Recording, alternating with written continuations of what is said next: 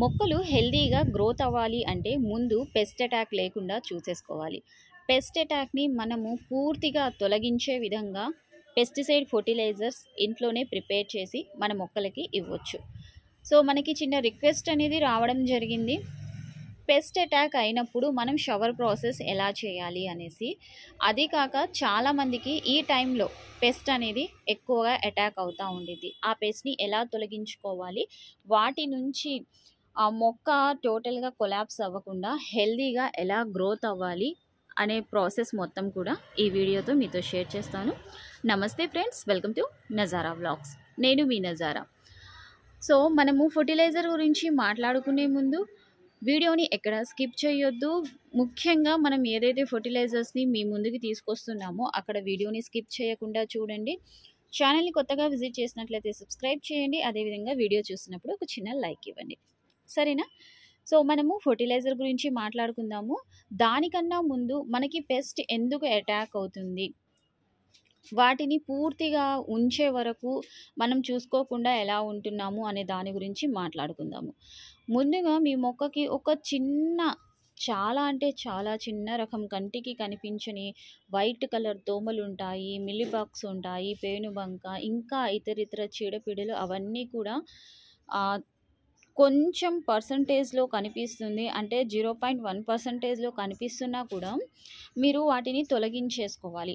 అలా తొలగించినప్పుడు మీకు ఎటువంటి ఫర్టిలైజర్స్ అనేవి అంటే పెస్ట్కి సంబంధించి అవైలబుల్గా మనం మొక్కకి ఇవ్వాలి అనేసి ఏమీ ఉండదు. కాకపోతే మనం పెస్ట్ పట్టకపోయినా ముందు జాగ్రత్త కోసం మంత్లీ వన్స్ కానివ్వండి, మంత్లీ ట్వైస్ కానివ్వండి, పెస్టిసైడ్స్ అనేవి మన మొక్కలకి ఇస్తూ ఉండాలి. అలా కాకుండా ఎక్కువ పెస్ట్ అటాక్ అవుతుంది, మనం చూసుకోకుండా ఉన్నట్లయితే పెస్ట్ అనేది ఎక్కువగా అవ్వడం జరిగిద్ది.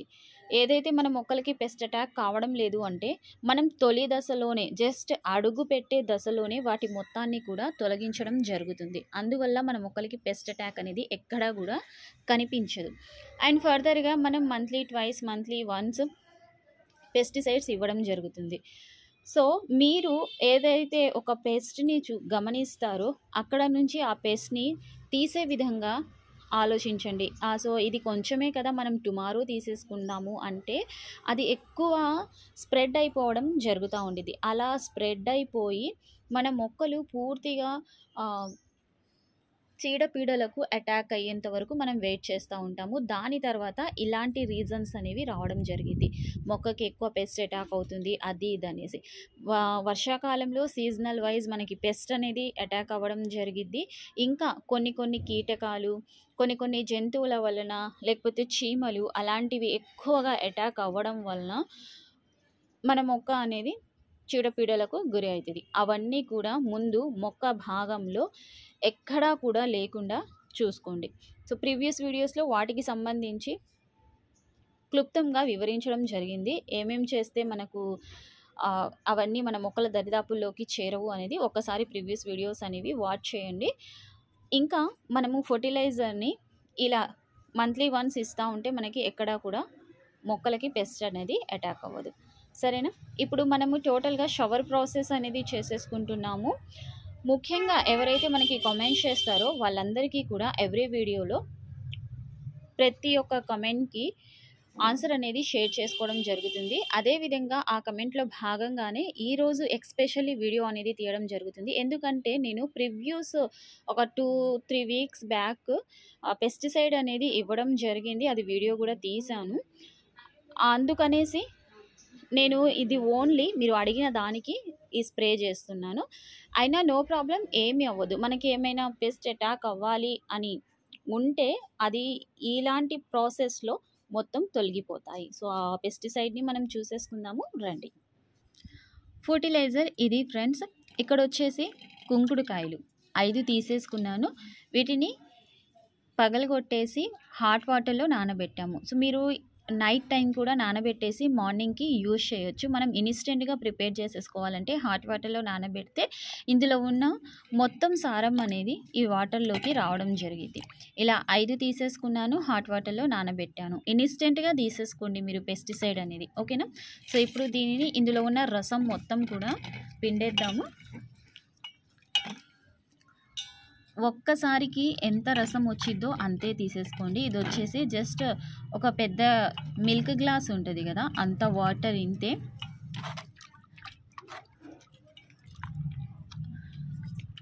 ఓన్లీ ఒక్కసారి మాత్రమే ఇందులో ఉన్న రసం తీసేసుకోండి.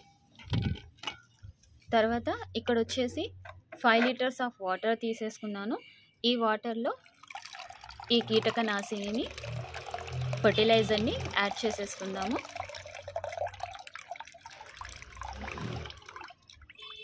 చూసారా?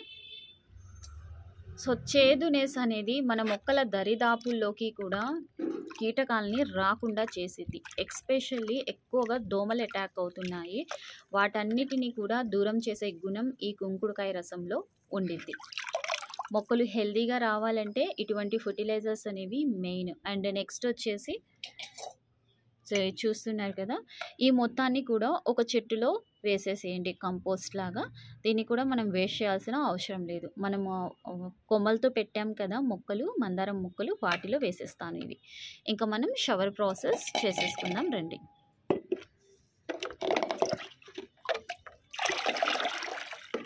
వాటర్ కలర్ కూడా మీరు చూడొచ్చు. చూసారా? సో ఇప్పుడు ఇలా ప్రిపేర్ అయిన ఫర్టిలైజర్ మొత్తాన్ని కూడా మనం అన్ని రకాల మొక్కల మీద స్ప్రే చేయొచ్చు, షవర్ చేయొచ్చు. ఓకేనా? రండి చేద్దాం. సో ఇలా ఒక మగ్లో తీసేసుకొని షవర్ చేయండి. నేను ఇలా వీడియోలో చూపిస్తున్నాను కదా, ఈ విధంగా చేయండి.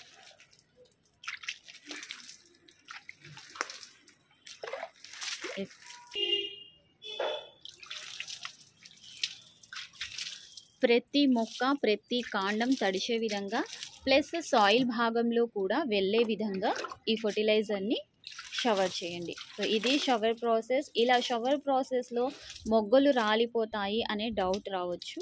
సో మనం ఇస్తున్న ఫర్టిలైజర్స్ వల్ల మొగ్గలు అనేవి చాలా స్ట్రాంగ్గా ఉండడం జరిగింది. దానివల్ల ఎటువంటి మొగ్గలకి డ్యామేజ్ అనేది ఉండదు. చూసారా ఎంత గ్రీనరీగా, ఎంత షైనీ లుక్గా ఉన్నాయో ఇవన్నీ కూడా. సో ఇంకా మనం ఇటు సైడ్ వేసేసుకుందాము.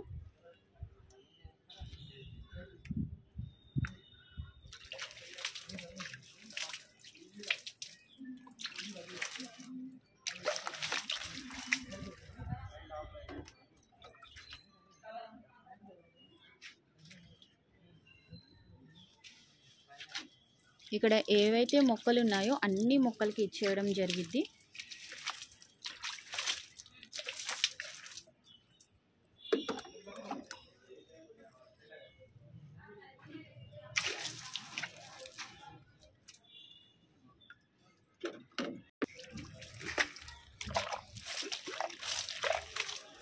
సో ఇలా షవర్ ప్రాసెస్ అనేది కంపల్సరీగా ఎవ్రీ మొక్కకి మీరు చేయాల్సిందే. అప్పుడు ఎటువంటి పెస్ట్ అయినా కూడా దూరంగా వెళ్ళిపోయింది. ప్లస్ మనం ఇచ్చే ఫోర్స్కి పెస్ట్ అటాక్ అనేది ఎక్కడ కూడా రాదు.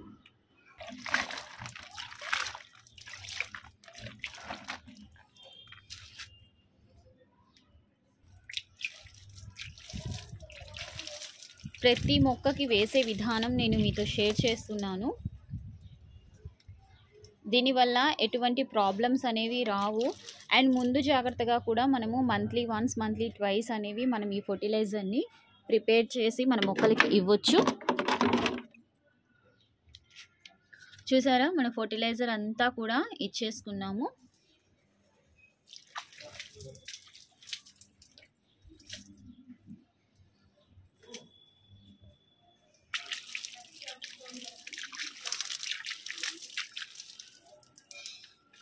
అటు సైడ్ ఈ మొక్కకు కూడా వేసే.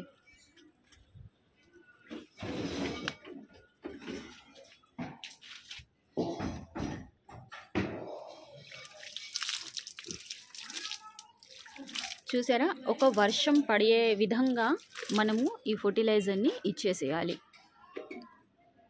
ఎంత గ్రీనరీగా బాగున్నాయి కదా అన్నీ కూడా. సో ఇలా మీరు ఫర్టిలైజర్ని మొక్కల మీద షవర్ ప్రాసెస్ అనేది చేయండి.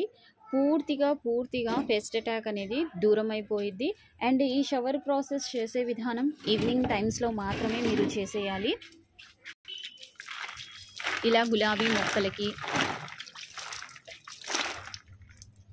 సో ఇచ్చిన 2-3 డేస్ వరకు ఆ వాటర్ని అలానే ఉంచండి. తర్వాత నార్మల్ వాటర్తో మీరు అస్సలు కడగొద్దు. అలా నార్మల్ వాటర్తో కడిగేయడం వల్ల అందులో ఉండే చేదునెస్, ఏవైతే కీటకాలు మొక్కల దగ్గరికి రాకుండా ఉండే గుణాలు అనేవి మొత్తం తొలగిపోతాయి.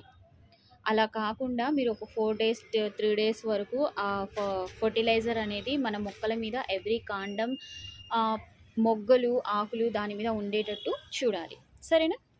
సో ఇది ఫర్టిలైజర్. ఈ ఫర్టిలైజర్ మీకు ఎలా అనిపించిందో కామెంట్ సెక్షన్లో నాతో షేర్ చేయండి. ఎవరైతే ఇలా ఈ ప్రాసెస్ అడిగారో వాళ్ళకి ఈ వీడియో ద్వారా మనం తెలియచేయడం జరిగింది. సో వాళ్ళు ఈ వీడియోని విజిట్ చేసి చూడండి.